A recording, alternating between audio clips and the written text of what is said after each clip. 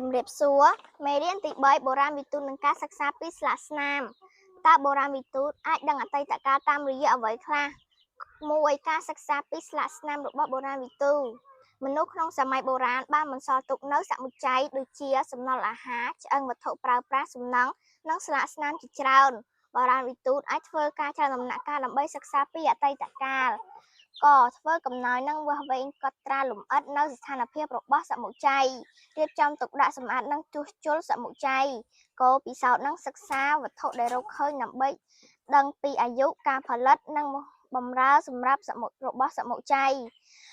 ខការស្រាវជ្រាវឯកសារនិងផែនទីដែលពាក់ព័ន្ធដើម្បីស្គាល់សមុច្ឆ័យឲ្យកាន់តែច្បាស់ងពិភាក្សាជាមួយអ្នកជំនាញដទៃទៀតរួចទាញសេចក្តីសន្និដ្ឋានសេចក្តីសន្និដ្ឋានថ្មីរួមផ្សំនឹងសេចក្តីសន្និដ្ឋានចាស់ធ្វើឲ្យអ្នកសិក្សាដឹងពីរឿងរ៉ាវអតីតកាលច្បាស់ជាងមុនសេចក្តីសន្និដ្ឋានថ្មីមួយចំនួនអាចផ្លាស់ប្ដូរសេចក្តីសន្និដ្ឋានចាស់ក៏មាន2ខ្ញុំសួរសំណួរដូចបុរាណវិទូតហេតុអ្វីបានជាគេប្រើវាសម្រាប់ធ្វើហេតុអ្វីបានគេផលិតវាហេតុអ្វីបានគេប្រើវាអ្វីតើគេប្រើវាសម្រាប់ធ្វើអ្វីតើនេះជាអ្វីតើគេផលិតវាពីអ្វី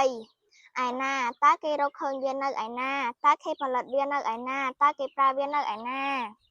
យ៉ាងដូចម្ដេចតើគេធ្វើដូចម្ដេចទើបមានវត្ថុនេះតើគេផលិតវាយ៉ាងដូចម្ដេចតើអ្នកគិតយ៉ាងដូចម្ដេចចំពោះអ្នកប្រើប្រាស់អ្នកណាតើអ្នកណាជាអ្នកប្រើវាតើអ្នកណាជាអ្នកផលិត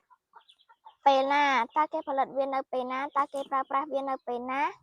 តើវាមានអាយុប៉ុន្មានខ្ញុំចងចាំបុរាណវិទូតស្រាវជ្រាវអំពីស្លាកស្នាមចាស់ៗដែលបន្សល់ទុកដោយមនុស្សក្នុងសម័យបុរាណដើម្បីស្វែងយល់ពីជីវភាពនិងស្ថានភាពក្នុងមនុស្សសម័យបុរាណរស់នៅសូមអរគុណសូមជម្រាបលា